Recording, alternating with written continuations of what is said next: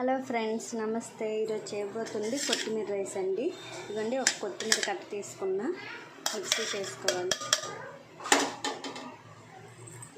అందులో 3 వెల్లుల్లి రెబ్బలు, చిన్న అల్లం ముక్క,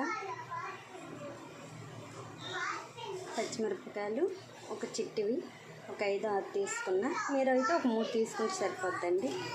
ఇప్పుడు మిక్సీ చేసుకోవాలి. మిక్సీ చేసుకోండి. ఇదిగోండి, ముందుగా స్టవ్ వెలిగించుకొని కుక్కర్ పెట్టుకున్న, ఆయిల్ వేసుకున్న. ఆయిల్ ఆల్రెడీ హీట్ అయ్యింది. కొద్దిగా ఒక ఆకు, నెక్స్ట్ మసాలా దినుసులు,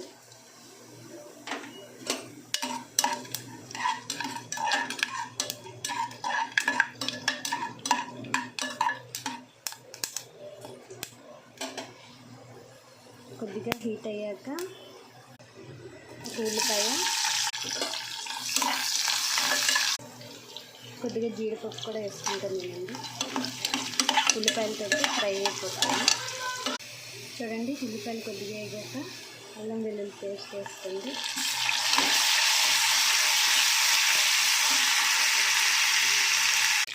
ఆల్రెడీ కొత్తిమీర మిక్స్ చేసుకున్నాం కదండి, ఆ మిక్సీ కూడా వేసుకోండి.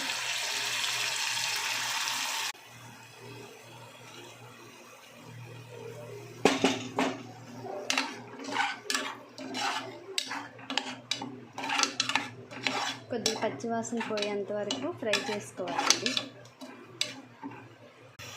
ఇప్పుడు ఒక 2 టమాటీలు వేసుకోండి.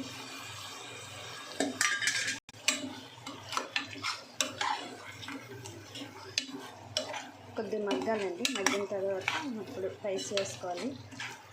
మీ ఇష్టం అండి. ఇందులో బంగాళదుంప, క్యారెట్ ఏ వేసుకున్నా ఓకేని. కానీ ఏంటంటే నేను కొత్తిమీర ఫ్లేవర్ రావాలంటే ఏమీ వేయటం లేదు. ప్రస్తుతానికి ప్లెయిన్గానే తింటున్నా. మీ ఇష్టం బట్టండి, మీరు ఏం వేసుకున్నా వేసుకోవచ్చు, ఇందులో యాడ్ చేసుకోవచ్చు. అందులో కొద్దిగా ఉప్పు మీ రుచికి తగ్గట్టు వేసుకోండి. గరం మసాలా, ధనియాల పౌడర్. ఇప్పుడు మొత్తం కలిపిస్తుంది. ఇప్పుడు అందులో రైస్ వేసుకోండి. ఇప్పుడు మొత్తం ఒకసారి కలిపేసుకోండి. నేను 1 గ్లాస్ రైస్ తీసుకున్నా, దానికి 2 గ్లాసులు వాటర్ వేసుకుంటున్నాను. ఇప్పుడు కుక్కర్ విజిల్ పెట్టుకున్నానండి. ఇదిగోండి, కొత్తిమీర రైస్ రెడీ. చూడండి, వేడిగా ఎంత బాగా వచ్చింది.